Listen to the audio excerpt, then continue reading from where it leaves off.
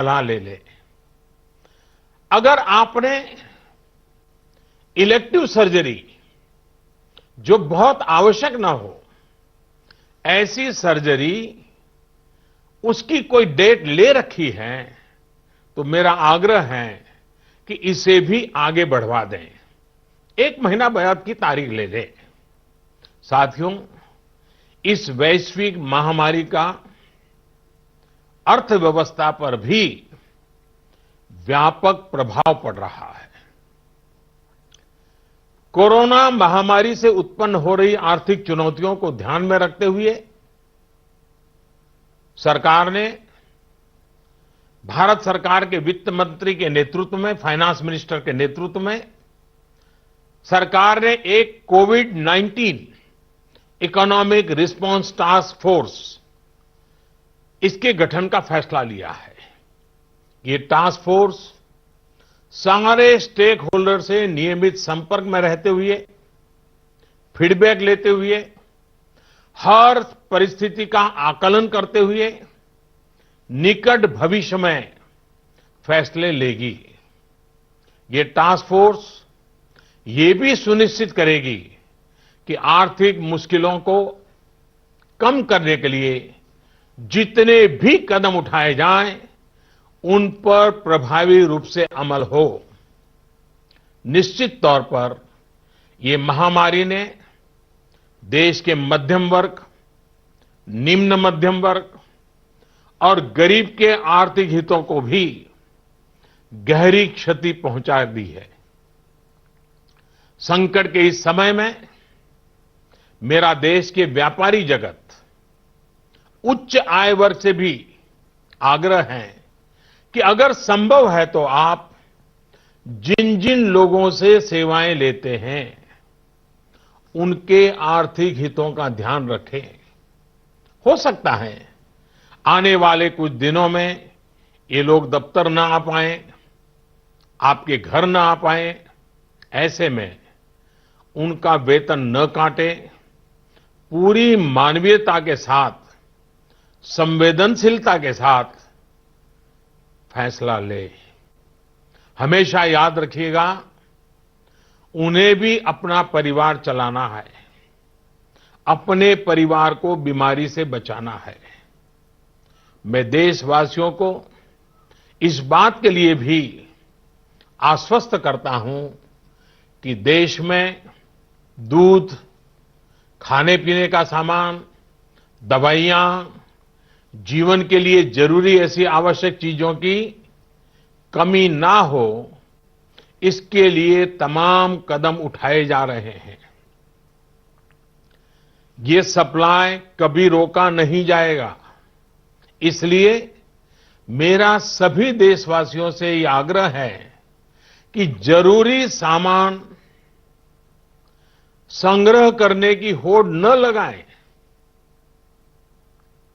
आप पहले जैसे करते हैं वैसे ही सामान्य रूप से ही खरीदारी करें। पैनिक बाइंग ये कतई ठीक नहीं है, उसको न करें। साथियों, पिछले 2 महीनों में 130 करोड़ भारतीयों ने, देश के हर नागरिक ने, देश के सामने ये जो संकट आया है, उस संकट को देशवासियों ने अपना संकट माना है।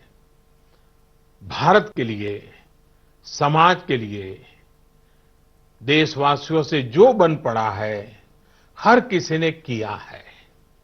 मुझे भरोसा है कि आने वाले समय में भी हम सभी देशवासी अपने कर्तव्यों का, अपने दायित्वों का इसी तरह निर्वाह करते रहेंगे।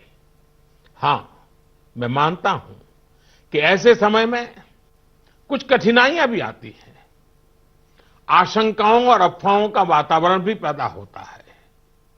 कई बार एक नागरिक के तौर पर हमारी अपेक्षाएं भी पूरी नहीं हो पाती।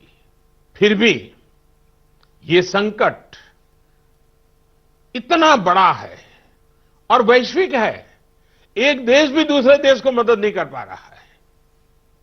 ऐसी स्थिति में सारे देशवासियों को इन दिक्कतों के बीच दृढ़ संकल्प के साथ इन कठिनाइयों का मुकाबला करने की भी आवश्यकता है।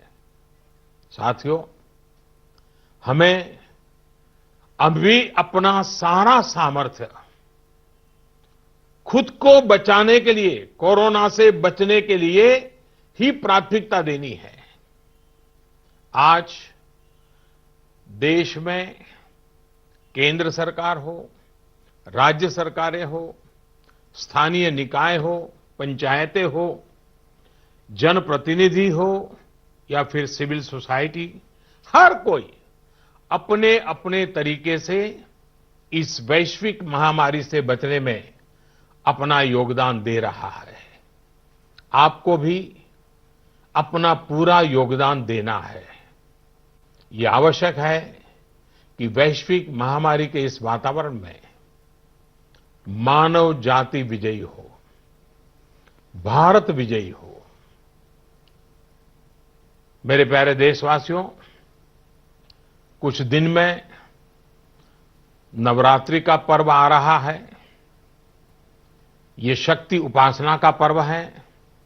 भारत पूरी शक्ति के साथ आगे बढ़े, इस संकल्प को लेकर के आवश्यक संयम का पालन करते हुए आओ हम भी बचें, देश भी बचाएं, जग को भी बचाएं। फिर एक बार मैं आग्रह करूंगा, जनता कर्फ्यू के लिए मैं आग्रह करूंगा, सेवा करने वालों का धन्यवाद करने के लिए। आपका भी बहुत बहुत धन्यवाद।